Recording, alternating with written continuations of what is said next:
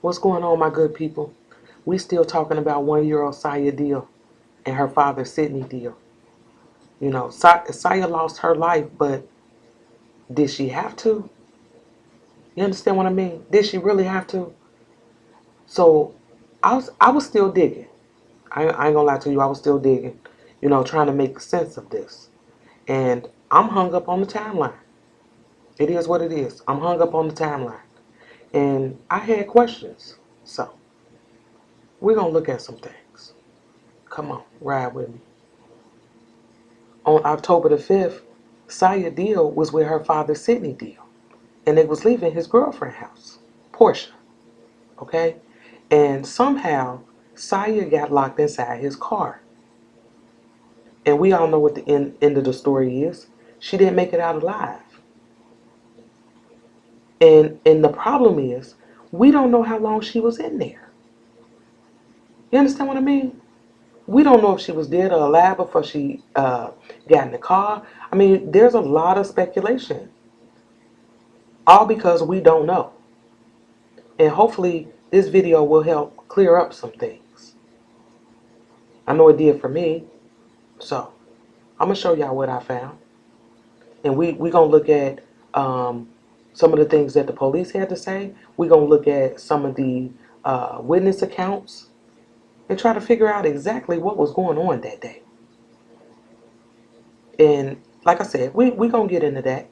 But before we do, we're going to start from the beginning. On the day that Sayah died, her mother Mariah said that she had seen Sayah just hours before her death. And that didn't sit right with me because I was wondering, like, I mean, is she meaning like 3-4 hours? I mean, did you see her Sunday night? I mean, I would like to narrow that down. Exactly when did you see your daughter? And I include that because I got a strange feeling that whole little interaction between them and her seeing her daughter may have had something to do with how and why this shit unfolded the way it did. Now, I don't know for sure, but that's just how I feel. It is what it is. I could be wrong. But we know that sometime that afternoon, Sidney and his girlfriend Portia got into an argument. And it was so bad that she told him and Sayah to leave. They gotta go. Okay?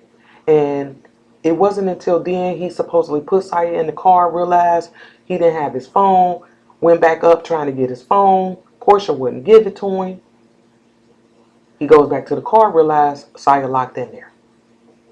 He goes back to Portia. Okay? We know that Portia called the insurance company at 3:06, and she was calling trying to get a locksmith out there to unlock the door. And that phone call lasted 23 minutes. So she got off the phone at about 3:29, 3:30. And when she got off the phone, there was still no resolution to getting into this car because the price that they quoted Sidney to come unlock the car, he said, hang up the phone. And that's what she did. But like I said, that call lasted 23 minutes. So about 3:29, 3:30, she getting off the phone with the insurance company, and 4 minutes later, he flagged down the police. In this statement right here, the police were flagged down at 3:33. When the police showed up, Sidney told them that he locked his keys in the car and he left the car running with his daughter inside of it. They offered to call a tow truck, a locksmith. They offered to break the window. Sidney wasn't having none of that. Instead, he needed to use their phone to call his brother. So at this point, he still ain't got his phone. Portia still ain't gave him his phone. This is crazy.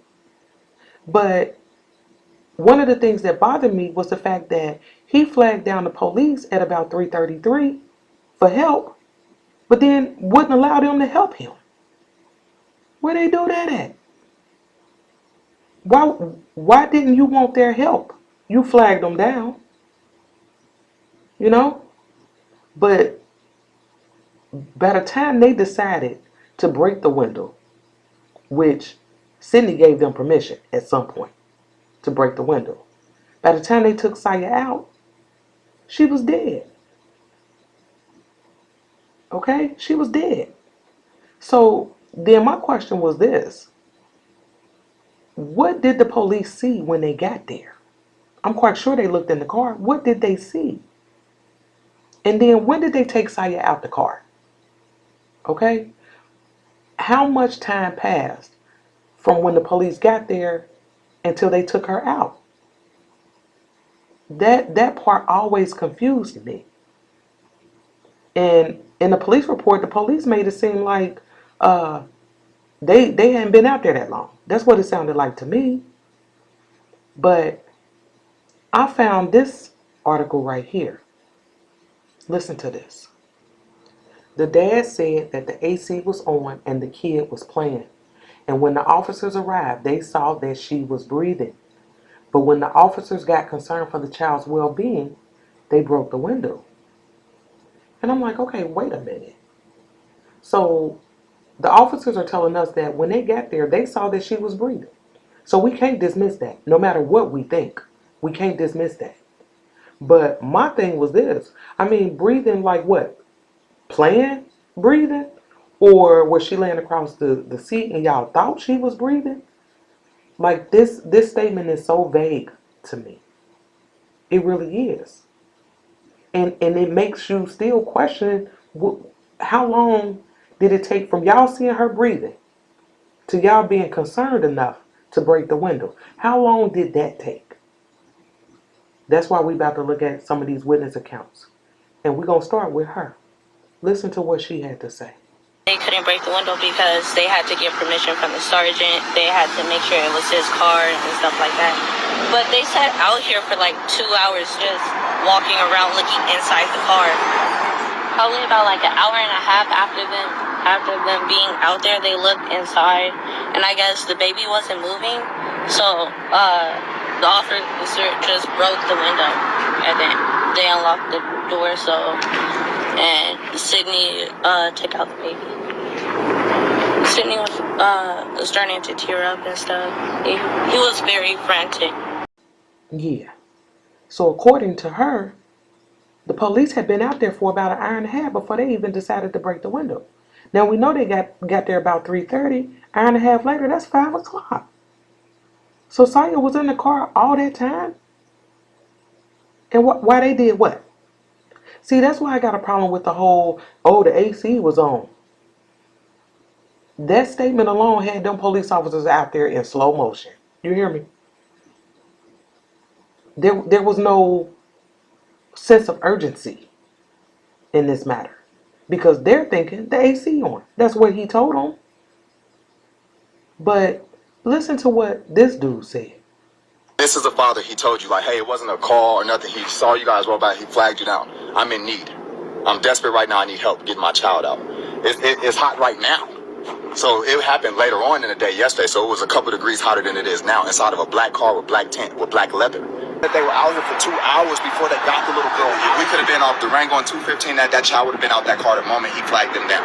But literally the area that we're in now, it's all type of different stories that she was neglected, abused. All these different allegations that we're hearing besides what genuinely happened.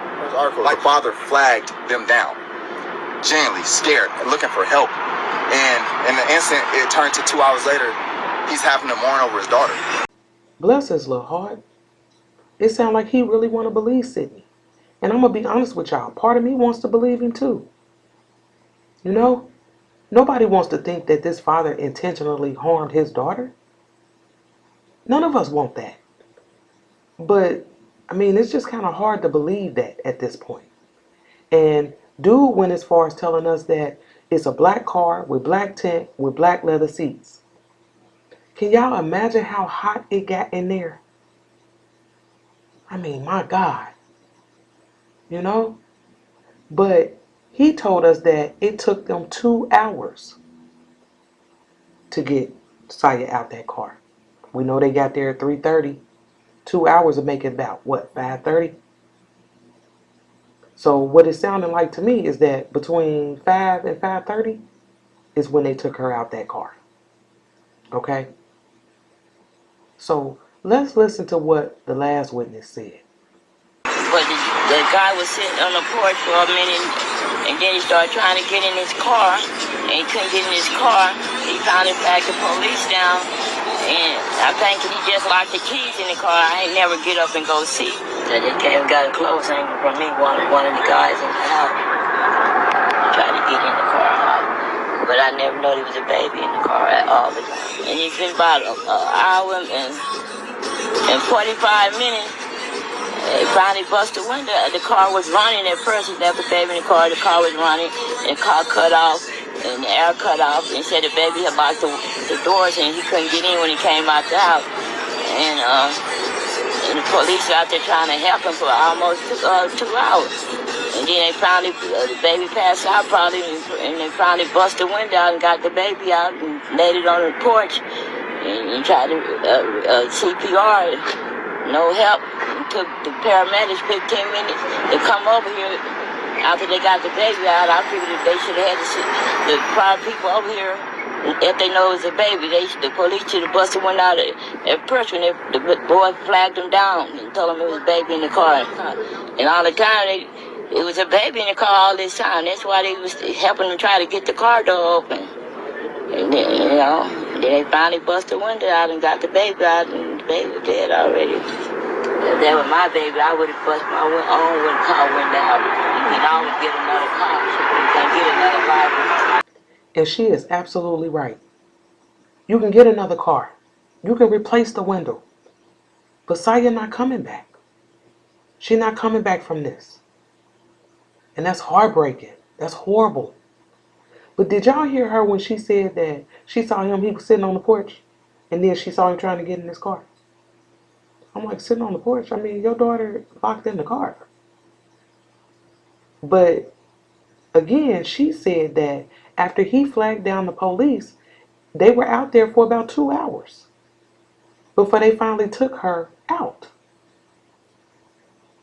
So we got another witness saying, what, about 5:30? So we know she was in the car around 3. So now we're looking at about 2.5 hours of her being in this car. Don't forget, tinted windows, black leather seats. It's hot in there. And then don't forget that we found out that the heat was on. At least that's what she said. At least that's what the sister said, that the heat was on. I mean, this is horrible no matter how you look at it. He was in the car. He just, from what I'm hearing, he just had pulled back up. He was coming to get his phone from his girlfriend. When he went back to the car door was locked. That's when he started trying to get into the car. A cop was rolling past. He flagged the cop down. The cops got out, helped, assisted him with the car. And then when he said that the air was on, they was like, oh, okay. And someone was coming. A locksmith was coming. Yeah. Y'all still riding with me? Before I let y'all go, I want to touch on a few more things. And I want to start with the interview that Sidney Deal gave. And he told us that after Portia put him out, he placed Sayah in the back seat of his vehicle on her car seat, but did not buckle her in. Once he turned the car on and turned the AC on, he realized he didn't have his phone, so he went back to Portia's door. And now understand this. This sounded normal to me. Put your baby in the car seat, turn the car on, then mess with the temperature. To me, that's a normal sequence of events. And I'm quite sure we've all done that. The only time that I can recall not doing it in that order is if I was out there trying to warm my car up or cool my car off before I put my kids in there.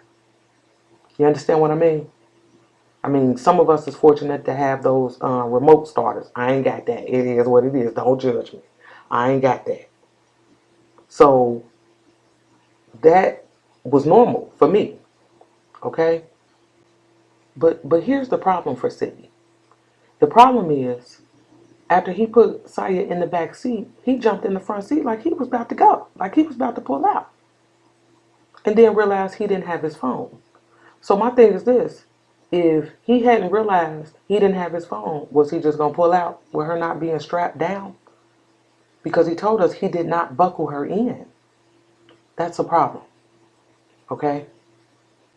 But nevertheless, in his statement, he told us that he realized he didn't have his phone and went back to Portia's door. Now, when he got back to that door, they argued for about 15 minutes. And don't forget that, because this starts the clock. Because at that very moment, Sayah is still she's in the car at this point.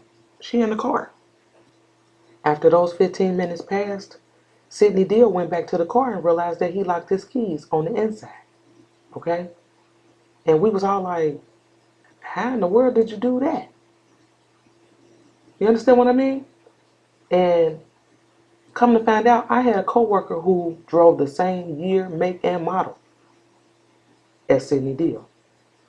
She drove a 2015 Nissan Altima. And I took video footage of her trying to lock her keys in the car. Watch this. Okay, and then so you got this started. Okay.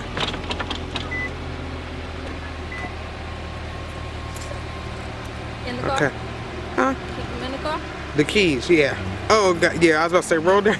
Oh, my Lord. Okay. Keys are in the car. Will not lock. It'll make that noise.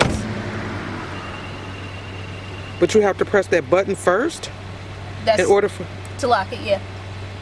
In order to keep your keys in the car and try to lock it, Right. it's not gonna lock and make that beeping noise. But if I take my keys out of the car, Oh.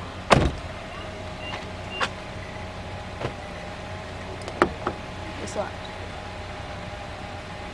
Huh. Damn. Hit the button again. It's unlocked. Still running. So you still had your keys. You was able to lock and still unlock it, but your keys was outside of the car. But if the keys are in the car, it makes that beeping sound. Yeah, and it won't allow you to lock it. Nope. You cannot lock your keys inside of a push start 2015 Nissan Altima. So how in the world did he lock his keys in the car? I mean, it seemed impossible to me. I mean, can y'all think of a way around this? I really would like to know.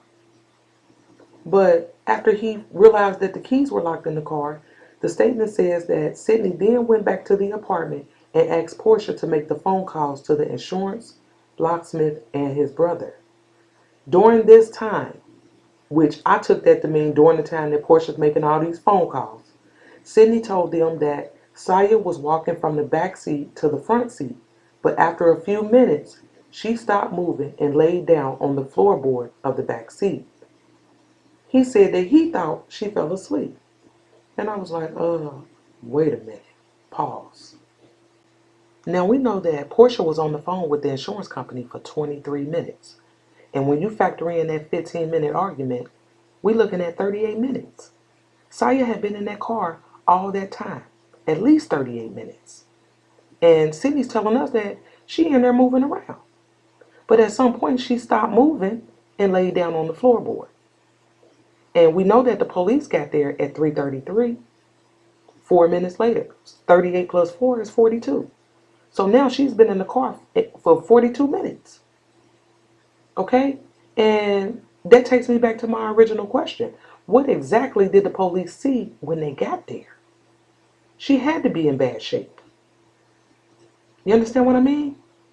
And based off of what the witnesses then told us, after the police got there, they were still there for another 2 hours before they even got her out the car. So again, what did they see when they got there? Was she laying across the floorboard at that point? Around 5:30, when they decided to take her out the car, she was pronounced dead at the scene. And her body was in rigor mortis to the point where her left arm was in a 90-degree angle with a tight fist. Now, I done told y'all, it takes about 2 hours for rigor mortis to set in. But you have to understand that heat speeds that process up, just like cold air slows it down.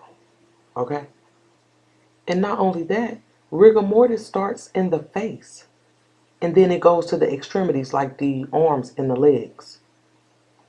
And so when I read that her left arm was in a 90-degree angle, I was like, what? And it made me think about this case that I followed years ago.